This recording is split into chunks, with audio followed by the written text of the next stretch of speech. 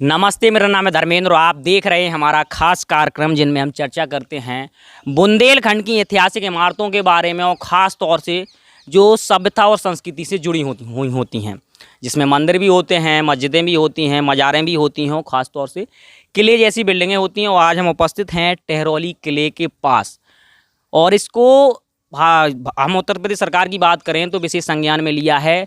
एक विशेष पैकेज दिया है इस किले के लिए, जो यहाँ टूरिस्ट को जो बढ़ावा देने के लिए दिया गया है। समथिंग हमारी जानकारी के अनुसार 3 करोड़ रुपए इसको रिलीज़ किया जा रहा है कि इसकी देखरेख हो और इसको पर्यटन से जोड़ा जाए। और इसके लिए हम इसकी पूरी आपको भी जानकारी उपलब्ध कराएंगे कि अभी किस हालत में है और आने वाले समय में किस हालत में बदल जाएगा। और यहाँ के हम लोकल की बात करें कि जिसमें हमारा साथ देंगे आशीष उपाध्याय, जो कि एक समाज सेवी और एक पत्रकार के तौर पर यहाँ कार्यरत हैं और इनको इस किले की अमूमन जानकारी है क्योंकि ये क्षेत्र के हैं। तो आशीष जी, हम आप शुरू करते हैं और आप आइए, आप हमें इसके बारे में बताइए क्या इतिहास रहा है। जी, पहले तो आपका स्वागत है, आप हमारी इतनी हेल्प कर रहे हैं। हमें ये बताएं इसकी शुरुआत ये क्या रहा, मतलब कौन था इसका हमें अंतिम राजा के पता है कुछ? अंतिम राजा कौन थे या किसने बनवाया था? धर्मेंद्र जी, बहुत बहुत आपका पहले तो धन्यवाद और आपके चैनल का मैं धन्यवाद करना चाहता हूँ कि ज़्यादा बेहतर होगा। टहरौली फोर्ट का आप लोगों ने संज्ञान लिया है और अपनी सीरीज़ में इसको शामिल किया है, तो पहले तो आपका बहुत बहुत धन्यवाद जी। और मैं आपके दर्शकों को वो बताना चाहता हूँ कि ये जो है, जहाँ तक हमारी जानकारी है कि बुंदेलखंड के जितने भी किले हैं उनमें 5 एकड़ क्षेत्रफल में फैला हुआ ये बहुत विशाल किला है। और हम मानते हैं कि हाँ, हम ये मानते हैं कि मतलब ये मान लीजिए कि सबसे ज़्यादा क्षेत्रफल में ये टहरौली का किला है। और बहुत अंदर इसके कुएं हैं, 5 कुएं हैं, बावड़ी है, अंदर 4-5 मंजिला कई बिल्डिंगें हैं, कई रिहायशी अच्छी बिल्डिंग यहाँ बनी हुई हैं। चारों तरफ इसका परकोटा बना हुआ है, काफ़ी गहरी चारों तरफ खाई है। एक बाहर तरफ परकोटा है, एक अंदर तरफ परकोटा है, जिसके ऊपर 2 धातुओं की तोपें भी रखी हुई हैं। चलिए, तो आप हमें दिखा दीजिए, मतलब चलते चलते इन चीज़ों के बारे में बताते जाइए। इसका ऐतिहासिक बैकग्राउंड क्या रहा है, कुछ जानकारी है क्या, कौन है यहाँ के वंशज थे? इसके बारे में बताते हैं कि करीब 14 से 16 शताब्दी के बीच में धीमे धीमे करके इसमें कंस्ट्रक्शन का काम हुआ है।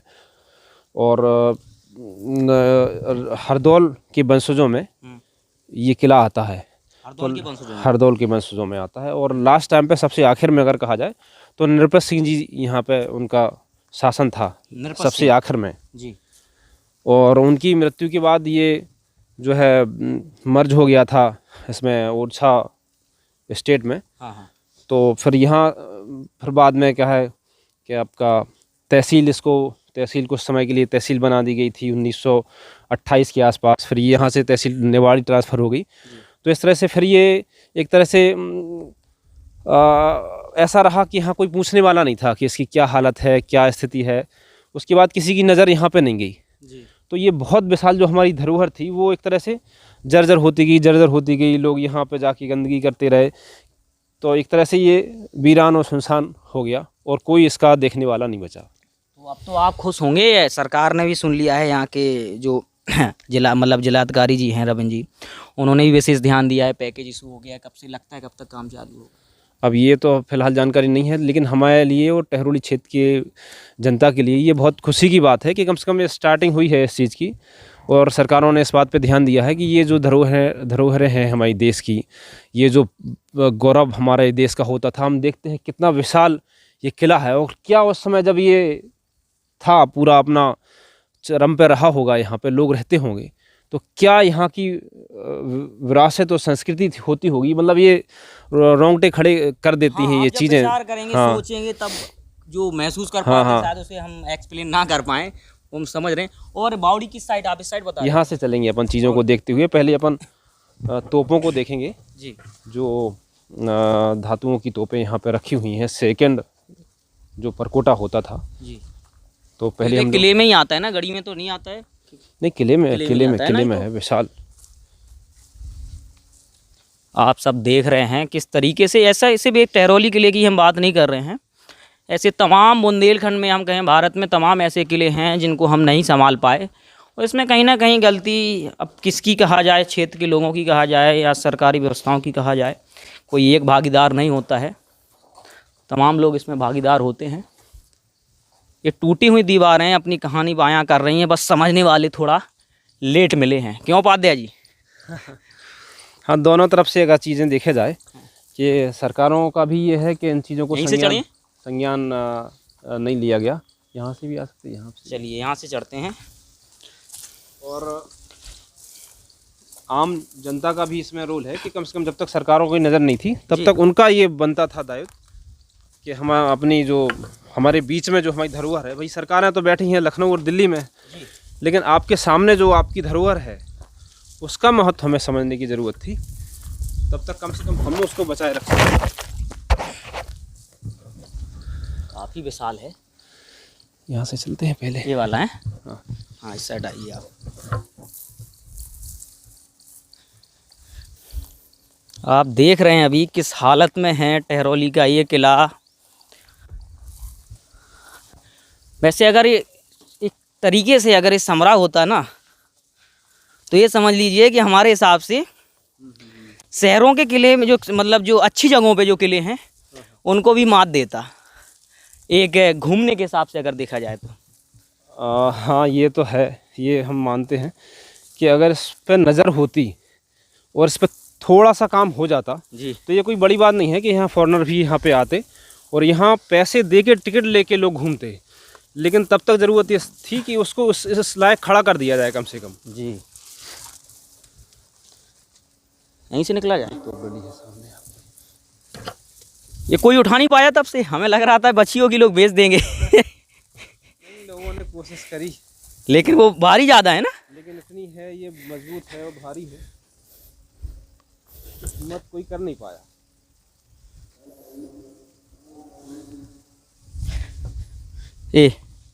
तो ये यहीं डली थी, शुरुआत से यहीं रही है कि अभी मतलब यहाँ पहुँचाई गई है? अच्छा, इसको पहले ऊपर वाली जगह पे यहाँ पर रखी है।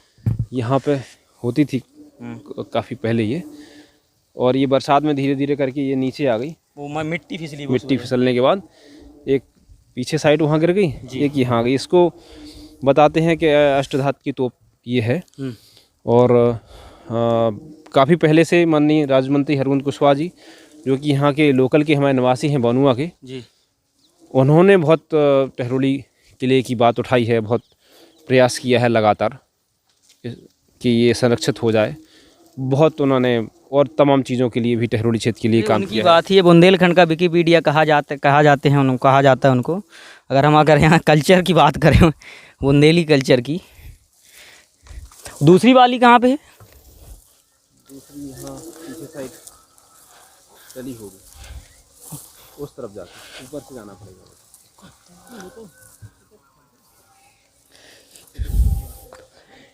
ये वाला जो ग्राउंड है, ये वाला एक सिर्फ ऐसे ही ग्राउंड है कि यहाँ कुछ था विशेष? नहीं, ऐसे ही ये तो अभी जब से खाली है, यहाँ पे कुछ नहीं था कोई। हाँ, अभी तो क्रिकेट खेलते बच्चे। इसके यो लास्ट वाला परकोटा है, उसके बाहर जस्ट पूरी चारों तरफ खाई है, इसमें गहरी खाई है। खाई की बात होती है कि लोग ना अंदर आ पाए। हाँ हाँ, पूरे चारों तरफ खाई है और बगल में 2 बड़े तालाब किले से लगे हुए हैं। तो अभी ऐसी में इसमें कोई ऐसी बिल्डिंग है जो सुरक्षित हो, जिसमें ज़्यादा काम ना करना पड़े? पूरी तरह से तो कोई सुरक्षित बिल्डिंग नहीं बची है फिलहाल। सुनने में ये भी आता है कि जैसे किलों के बारे में जो चर्चाएं चलती हैं कि धन वहाँ है, तो धन के लालच में कई लोगों ने नई जो चीज़ सुरक्षित भी थी उनको भी तोड़ा गया है। हाँ बिल्कुल, ये तो है बात। खास तौर से यहाँ के बारे में हमने ज़्यादा सुना है। अब जब हम अपने बचपन की बात करें तो ये यहाँ नहीं, ये सभी जगह रहा हाल कि लोग जो है शॉर्टकट के चक्कर में होते हैं। तो हो सकता पुराना कुछ हो, लेकिन हाँ, एक के चक्कर में सैकड़ों जगह खो दी गई और उनका बिल्डिंगों का खासतौर से कंस्ट्रक्शन का नुकसान हुआ। ये बहुत गलत बात है। तो अब हम यहाँ और क्या दिखाएंगे? यहाँ पे जैसे हमने अपनी तोप दिखा दी, और क्या है यहाँ विशेष जो किले में है जो देखने लायक है? अब इस बारी बिल्डिंग तो जा नहीं पाएंगे जो ऊपर दिख रही है, पहुँच जाएंगे इस पर? हाँ चलेंगे, बिल्कुल सब जगह चलेंगे यहीं से। चलिए।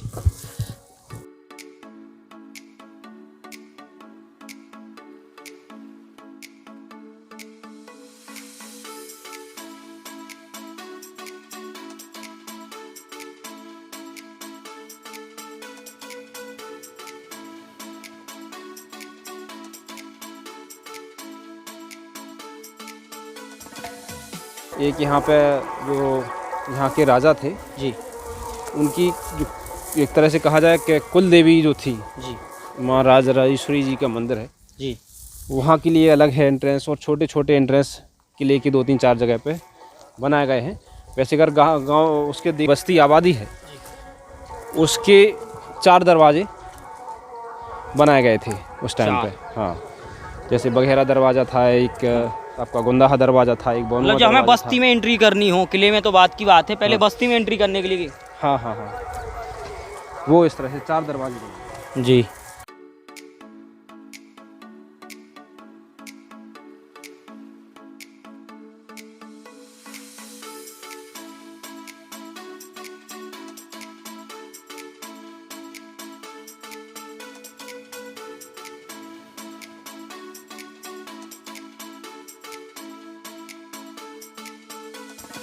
सच में वो उसी तरीके से खोदी गई हैं ये तो बिल्कुल। अगर जो चीज़ 100 साल चलने वाली थी, 200 साल चलने वाली थी, उसे तुरंत ही ख़त्म किया गया।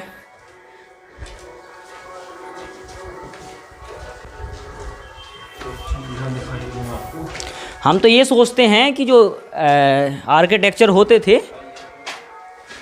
किलों को जब हम देखें तो इनका बिल्कुल कायाकल्प सेम ही होता है, सभी का एक जैसा। हमें ये लगता था ये पूरे भारत में एक डिज़ाइन कैसे सर्कुलेट की जाती थी।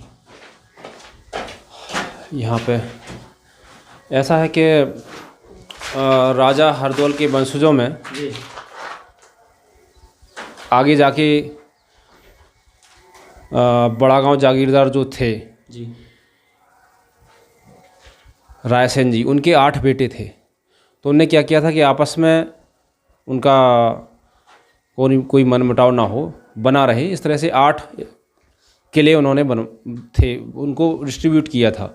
ये शुरुआत हुई थी ओरछा नरेश जो थे वीर सिंह देव, उनके शासनकाल में। बताते हैं कि ये बुंदेलखंड का खास इस तरह से स्वर्णयुग था ये, इस नज़र से कि उस समय उन्होंने 51 किले यहाँ पे बनवाए थे पूरे बुंदेलखंड क्षेत्र। का निर्माण उस समय चरम पे था, बहुत वैभवशाली और उस समय था उसका। तो उस समय ये टहरोली किला बनाया गया था। और फिर आगे जाके बड़ा गांव रियासत के जो राजा थे उस समय रायसेन जी, उनके 8 बेटे थे। तो 8 बेटों में ये टहरोली जो थी उसको लक्ष्मण सिंह जी को दिया गया था। तो उस समय उनका बताते हैं कि उनका बड़ा संगीत में, कला में, साहित्य में उनकी बहुत रुचि थी। और उस दौरान उन्होंने अपनी सेना में भी बढ़ोतरी करी थी, संगीत क्षेत्र में भी बहुत काम हुआ था, संगीत के गायन में, और तमाम प्रतियोगिताएं इस तरह से होती थी। तो हम ये देख सकते हैं, ये वाली जो बिल्डिंग है इसमें बहुत सारी कलाकृति बनाई गई है अलग अलग प्रकार चितेरी जो हमें बताई जाती है हमारे कल्चर का हिस्सा है। और एक हमें लगता है कि 600-700 साल पुरानी तो होंगी जब ये निर्माण हुआ होगा इस किले का। और एक कलर देखो कितने, मतलब कहने का मतलब कोई भी इतना जो अभी पेंट आ रहे हैं 2 महीने 3 महीने में उनका कलर उड़ जाएगा। ये 600-700-800 साल करीब लगभग पुराना होगा। जैसे आप 1400 अगर बता रहे हैं तो जाहिर सी बात है 2600 साल तो मिनिमम है ही है, कम से कम अगर माने 600 साल पुरानी है। हाँ, मान लीजिए कम से कम 200-300 प्लस तो है ही। तो ये चाहता है कि आप ये दर्शकों को अपने दिखाएं ये जो बनी हुई है। नहीं, क्योंकि अब तो चितेरी कला को अब ये है कि जोर है कि इसको बाहर ला रहे हैं सारे, मतलब जो कल्चर से रिलेटेड हैं, घोड़े हैं, मोर हैं, बारातें हैं। ये गणेश जी अपने कल्चर का पुराना हिस्सा रहे हैं, वो भी इसमें दिख रहे हैं बीच में।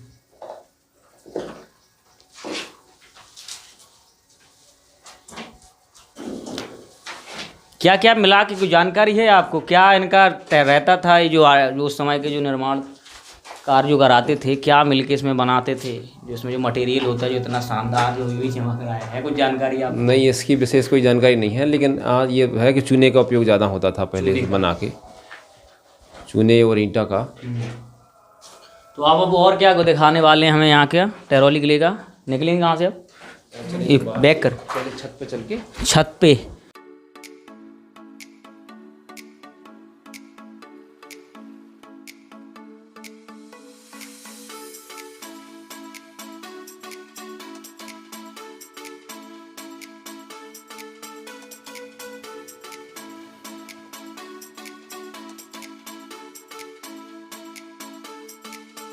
ऊपर आप घुमाने वाले हैं, तो हम ये जानना चाहते हैं कि कुछ सरकार का इसमें क्या रोल है, कुछ ऐसी मतलब ऐसे समितियों के गठन किए जा रहे हों जिसमें, जैसे राजस्थान को अगर हम देखें, राजस्थान में एक अलग तरीके से हमने अपने उनका जो कल्चर था वो व्यापार में बदल गया, वहाँ की हम बिल्डिंगें हैं या ऐतिहासिक जगह हैं उनको लेके, तो यहाँ कुछ ऐसा चल रहा है जिसमें सरकार विशेष कुछ काम कर रही है, या लोकल के जो जानकार लोग हैं जगहों के बारे में या किलों के बारे में, तो कुछ चल रहा है ऐसा? हाँ बिल्कुल, ये माननीय प्रधानमंत्री जी का जब बुंदेलखंड में दौरा हुआ था जी, उस समय उन्होंने ये विषय रखा था कि हम बुंदेलखंड के जो धरोहर हैं, किले हैं, गढ़ियाँ हैं, उनको जीर्णोद्धार, उनको पुनः जो है उनको एक नए रूप में स्थापित करने के लिए प्रयास करेंगे जी। तो उसके बाद उत्तर प्रदेश सरकार और योगी जी महाराज जी की नेतृत्व में ये क्षेत्र में बड़ा सा काम हुआ है। लगातार टूरिज्म के क्षेत्र में बुंदेलखंड में एकदम से लगा के स्टार्टिंग हो गई है, कुछ होगा काम जी। तो अभी ये राज्य पुरातत्व विभाग ने एक निविदा जो है जारी करी है, लोगों से आवेदन मांगे हैं कि जिसमें बिजनेस के बड़े घराने हैं या व्यक्तिगत लोग भी इसको अपना गोद ले सकते हैं। और मध्य हमारे प्रदेश में शुरू हो गया, अगर आपको जानकारी हो, जी जी जी जो वहाँ की किले हैं, गढ़ियाँ हैं, उनको ऐसे ही जो व्यापारिक संगठन से या व्यापारी जो हैं उनको दिया जा रहा है कि भाई आपका ये जो रेवेन्यू जनरेट होगा तो एक तो स्थान की पॉपुलैरिटी बढ़ेगी, रोजगार बढ़ेंगे, ठीक है, और सभ्यता बची रहेगी, तो ऐसा यहाँ भी होने वाला है। हाँ हाँ, ये हमारे लिए बड़ी खुशी की बात है और कि टेहरोली को लखनऊ की आलमबाग समेत 10 जो इमारतें हैं सेकंड फेस में जो उन्होंने काम लिया है जी, उसमें टेहरोली को शामिल किया है। ये हम टेहरोली वाले लोगों के लिए बहुत प्रसन्नता की बात है, बड़ी खुशी की बात है कि टेहरोली उसमें शामिल होगा। और कोई अगर इसको आगे आके लेता है तो उसमें फिर उनको अस्थायी रूप से वो कुछ यहाँ पे बना सकते हैं, बहुत सारी स्पोर्ट्स के चीज़ें बना सकते हैं यहाँ पे, और इस बहाने कहीं ना कहीं टूरिज़्म यहाँ बढ़ेगा। और यहाँ से 10 किलोमीटर दूर एक कोड़ार का फोर्ट है जो कि बड़ा फेमस बड़ी जगह है, तो मात्र केवल 10 किलोमीटर दूर है, और वहाँ तक अगर टूरिस्ट आते हैं वो जो है टेहरोली से कहीं ना कहीं हम अगर उनको जोड़ पाए तो ये बहुत बड़ी बात होगी। इसमें दोनों तरफ का रोल बहुत ज़रूरी है, एक तरफ प्रशासन जो काम कर रहा है वो है, और क्षेत्रीय लोग, जो क्षेत्रीय लोग हैं समाज के लिए, उनकी जिम्मेवारी भी ये बनती है कि ये हमारी धरोहर है, और ये केवल हमारी नहीं है। एक तरह से मान लीजिए कि अगर हम अच्छी तरीके से काम कर पाए तो ये आने वाली पीढ़ी के लिए हम जो है उनको ये सुरक्षित दे पाएंगे, ये हमारी नैतिक जिम्मेवारी बनती है। और ये वाला जो इसके पास में ये वाला ये तालाब है, ये किले के हिस्से का है? हाँ, ये किले का मान लीजिए कि बगल में ये 2 तालाब हैं जिन्हें सिंदूर सागर तालाब कहा जाता था। ये तालाब का नाम क्या है इसका? सिंदूर सागर तालाब बोलते थे। किसी विशेष व्यक्ति के नाम पे था? ये तो जानकारी नहीं है, लेकिन पुराना नाम इसका सिंदूर सागर है, और अभी वर्तमान में सर्वोदय करके इसको लोग बोलते हैं। सर्वोदय। हाँ, ये जो सामने ये कैंपस दिख रहा है, ये घुड़साल हुआ करती थी उस टाइम पे, यहाँ पे पूरी घोड़े, हाँ घोड़े वगैरह, यहाँ सेना के जो हिस्सा थे वो यहाँ पे था। और इन्हीं अभी सुनने में आया था कि तालाबों पे आप लोग विशेष काम कर रहे हैं, क्या है वो जानकारी? जो तालाबों के साथ का आप कुछ काम कर रहे हैं संरक्षण के लिए, उनके लिए पेड़ पौधे? ये एक तो ये सरकार का, प्रदेश सरकार का काम चल रहा है अमृत सरोवर योजना के तहत, वो बहुत अच्छा काम हो रहा है। और हम लोगों की जो टेहरोली के जो अच्छे लोग हैं उनकी एक संस्था है जन जागृति समिति करके, तो हम लोग 2-3 साल से कोशिश में ये हैं कि ऐसी जगह पे जो तालाब किनारे हुई, कहीं जो बंजर ज़मीन या बेकार ज़मीन है उसको उस जगह पे हम लोग अगर बहुत अच्छा वृक्षारोपण कर सकें। ये 2-3 साल से हम लोगों ने कोशिश करी है कि इस तरह से कुछ काम कर पाएँ। तो अभी सामने आप देख रहे होंगे ये वाला, हाँ, ये किनारे जो आपको देख रहे हैं बंधी पे, यहाँ इस कोने से लेके और वो यहाँ तक, यहाँ पर करीब पिछली बार हम लोगों ने 121 पौधे, जिसमें पीपल, बरगद, नीम है, पाखर है, शीशम है, इस तरह से। तालाब में भी मछली पालन भी शुरू हो गया होगा, कर रहा है कोई? हाँ, ये तो उनको देते हैं ये लोग टेंडर निकाल के। अच्छा, हाँ, वो प्रधानों का होता है, उसी में हाँ, तहसील से वो टेंडर निकलते हैं और उनको लेके लोग अपना करते हैं वो। और क्या विशेष है इस क्षेत्र में? ये पूरी बिल्डिंग आप जो देख रहे हैं, यहाँ से चलते हैं, ये वाला आगे वाली जो बिल्डिंग है, ये कुछ अच्छी रिहायशी इसमें बिल्डिंग्स है।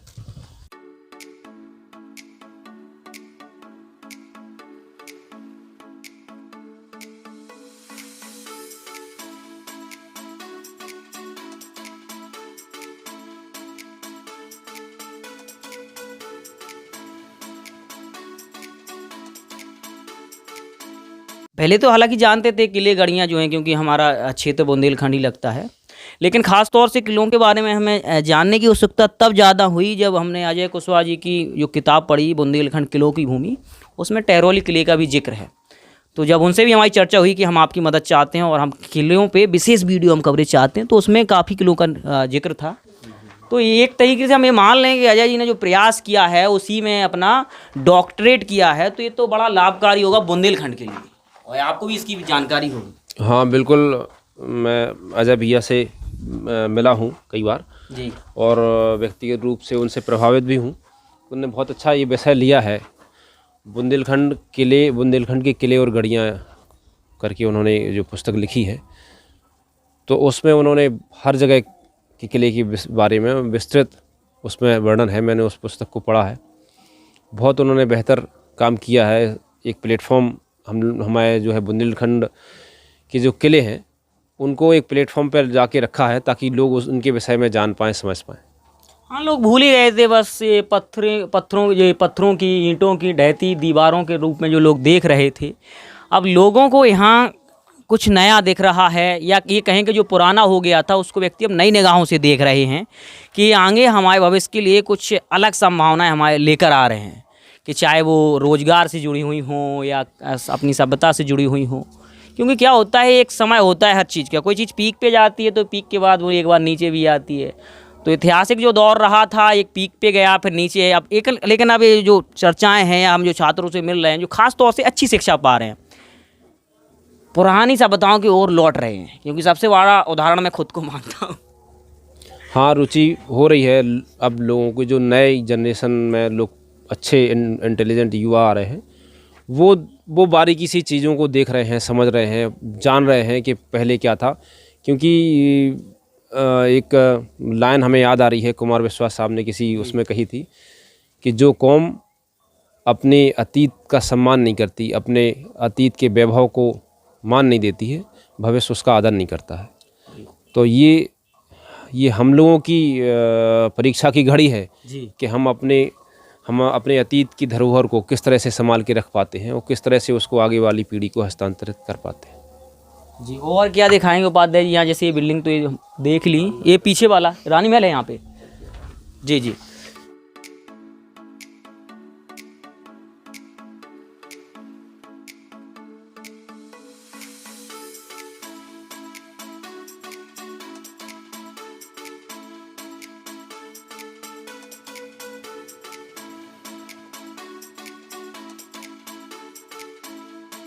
सबसे ऊंचे खड़े हुए आप हमें देख रहे हैं, या जो हमारे साथ आशीष जी इनको देख रहे हैं। अभी हम ये हैं इस किले की जो सबसे ऊंची बिल्डिंग है, और इसको कहा जाता है ये रानी महल था। क्योंकि ये, चाहे आप इनको जानकारी मान लें या किंवदंतियाँ मान लें, क्योंकि अगर आप लिखित प्रमाण की बात करें तो बुंदेलखंड ही क्या, भारत में बहुत से ऐसे ऐतिहासिक धरोहरें हैं जिनकी लिखित प्रमाण नहीं मिलता है, लेकिन जो चलन में चर्चाएँ होती हैं उस हिसाब से हम बता रहे हैं। आशीष जी, आप हमें बता रहे थे यहाँ का जो नरपत सिंह जी के आप बारे में बता रहे थे, वो जो अष्टगढ़ियाँ थी, क्या वो कहानी रही वो उस दौर की? हरदौल के वंशजों में राय सिंह जी थे जी, उनके 8 बेटों में ये जो अष्टगढ़ियों को बांटा गया था, उसमें ये टहरुली लक्ष्मण सिंह जी को मिली थी। जी, लक्ष्मण सिंह जी निसंतान थे, तो उनकी जो दूसरी रानी थी, अब जो भी उसकी हो कि उनकी खुद की मतलब रानी थी या कोई और था, जी, उनका जो पुत्र था नृपत सिंह, उनको वो चाहते थे कि वो यहाँ पे शासक बने और उनको हम अपनी गद्दी दे दें। जी, लेकिन जो अष्टगढ़ियों के बाकी राजा थे या टीकमगढ़ रियासत के जो लोग थे, उनसे रिलेटेड जो थे, जी, वो उनको मान्यता नहीं देते थे, वो स्वीकार नहीं करते थे कि ये हमारे हिस्सा है, परिवार के हाँ, हैं। वो नहीं स्वीकार करते थे। जी, तो कहीं ना कहीं वो उनमें अलगाव की स्थिति पैदा हुई, और फिर जाके उसी समय मराठों का आगमन यहाँ हो चुका था झांसी में। तो वो चाहते थे कि ये हमारे साथ आ जाएं, और तो उनके कहने के जब उनने इनको बुलाया नृपत सिंह को और उनकी बातचीत हुई आगे, तो वो चाहते थे कि हमारे खेमे में आ जाएं। तो उनकी बात के बाद इन्होंने टीकमगढ़ रियासत से इन्होंने विद्रोह कर दिया था। तो कहीं ना कहीं इनके टच में आ गए थे वो। फिर क्या हुआ कि जब इनके साथ भी अलगाव हुआ, तो एक बार बुंदेलखंड राजाओं का जो सम्मेलन झांसी में रखा गया था, उसमें इनको इनवाइट किया गया और किसी बहाने से इनके शरीर में जहर वाले कपड़े पहना दिए गए। और जब वो झांसी से वापस टहरोली के लिए आए तो रास्ते में उनके पूरे शरीर में फफोले पड़ गए।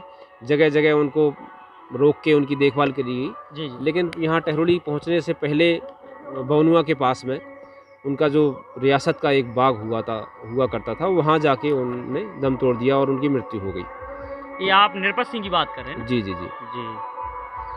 तो कहे जाने मतलब इस हिसाब से देखा जाए तो वो अंतिम राजा माने जा सकते हैं। हाँ, अंतिम राजा माने अंतिम जा सकते हैं राजा? नृपत सिंह जी। तो फिर उनका वंश पूरा वहीं उसी समय से ही खत्म होने लगा था? हाँ, फिर और कोई आया होगा यहाँ पे? नहीं, उसके बाद इसको मोर्चा स्टेट के के लेवल अंडर आ गया होगा। हाँ आ गया था। उनने यहाँ पे एक तरह से तहसील बना के इसमें कुछ कर्मचारी नियुक्त कर दिए थे। जी। ये शायद 1928 का समय था, आखिर के उस समय। और फिर यहाँ के बाद तहसील निवाड़ी ट्रांसफ़र यहाँ कर दी गई थी, तब से यहाँ पे वीरान है। तब से बिल्कुल ऐसे वीरान। इस बिल्डिंग के बारे में भी कई किंवदंतियाँ चलती हैं जो यहाँ दिख रही है ये वाली। शेर का पिंजरा नहीं लेना, कोई मतलब नहीं है उसको।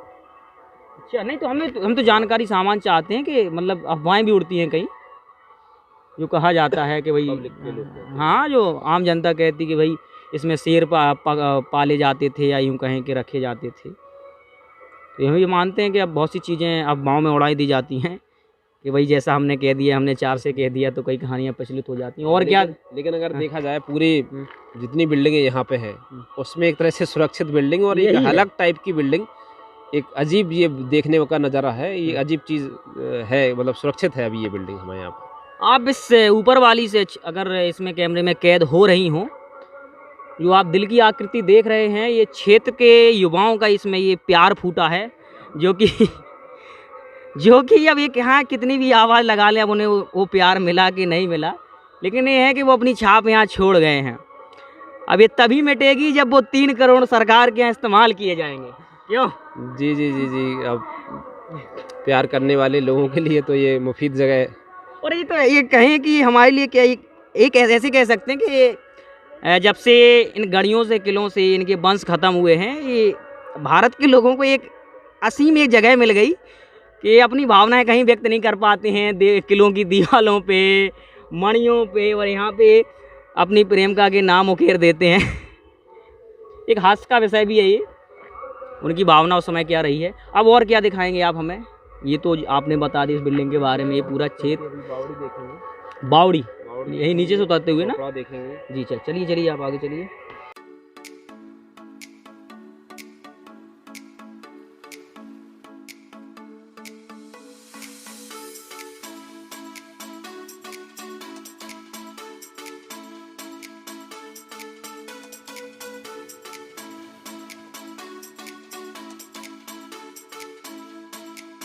जो आप देख रहे हैं, हम लोग अभी ऊपर से दिखाया था, यहाँ सैकड़ों की तादाद में घोड़े बांधे जाते थे, बताया जाता है ये सारी चीज़ें। और जो एक पत्थर से, सिर्फ एक पत्थर से जो बनी हुई, आप ये इसको कहते हैं, अभी की हम भाषा में बात करें तो इसको हौद भी कहते हैं, और कई नाम होते हैं अगर हम बुंदेलखंडी भाषा में बात करें तो। ज़्यादा तो हमारे जहन में नहीं आ रहे, लेकिन इसमें भूसा वूसा भरा जाता था। तो बहुत सी चीज़ें हैं उस हिसाब से सुरक्षित रही हैं यहाँ पे, जो ये तो कहें कि है भी रही हैं या बज नहीं रही हैं, जिनको आम लोग नहीं तोड़ पाए।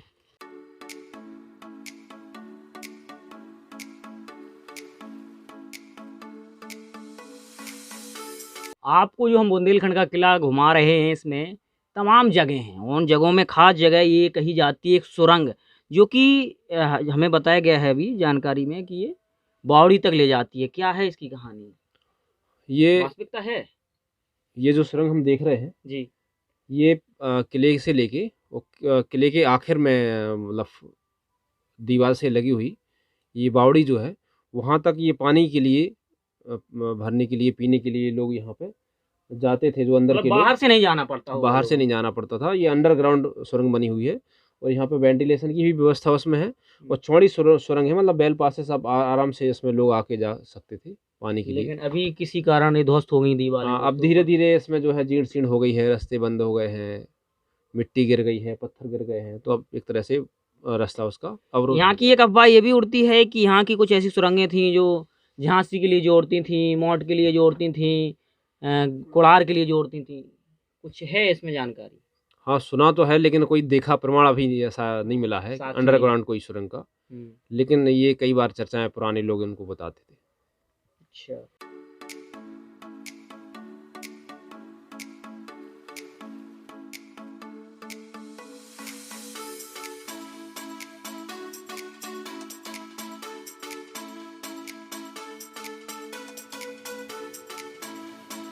इस किले की कड़ी में एक और हम जगह जो दिखा रहे हैं, जो ख़ास तौर से मुख्य जगहों में आता है किले में, जो कि बावड़ी है।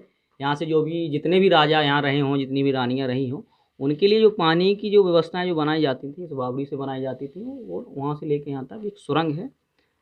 क्या है कहानी इसकी? फोर्ट से लेके यहाँ तक अंडरग्राउंड सुरंग बनाई गई है, जी। जिसमें बड़ी चौड़ी हुँ। सुरंग होती थी। तो अंदर महिलाओं के लिए जो थी वो पानी की व्यवस्था के लिए वो सुरंग थी। हुँ। पूरे में यहाँ से लेके आगे तक काफ़ी उसमें वेंटिलेशन बढ़िया था, रोशनी होती थी और लोग आते जाते थे। जी। और बाकी लोगों के लिए ऊपर से व्यवस्था थी, ये अलग अलग पार्टीशन बनाया गया था। और आज भी ये बिल्डिंग देखिए आप कितनी सुरक्षित है, इसमें भी नक्काशी और कलाकृति बनाई गई है। जी। ये बहुत अच्छी कलाकृति हमारे यहाँ पे देखने के लिए मिलती है। तमाम जगहें हम आपको दिखा रहे हैं, ख़ास तौर से कल्चर। ऐसी तमाम वीडियो आपको मिलती रहेंगी, क्योंकि अब हम काम कर रहे हैं बुंदेलखंड के 200 किलों प्लस कड़ियाँ, मतलब टोटल 200 किले तो नहीं है, लेकिन टोटल हम गढ़ियों और किलों को अगर हम जोड़ें तो 200 प्लस बताई गई हैं। ये बताई गई हैं अजय कुशवाहा जी की रिपोर्ट में, क्योंकि उन्होंने ख़ास तौर से पर्यटन पे पीएचडी कंप्लीट किया है, तो उन्होंने सारी रिसर्च कंप्लीट की है, क्योंकि हमें तो जानकारी होगी नहीं। जो काफ़ी लोग जो रिसर्च कर रहे हैं उनके द्वारा हमें जानकारी प्राप्त हो रही है, तो हम लोगों ने काम शुरू कर दिया है, और समय समय पे आपको किलों की जगहें और ये सारी चीज़ें आपको मिलती रहेंगी। और अभी हम और देख रहे हैं, और शायद एक सेशन और आपको अभी हम दिखाने वाले हैं।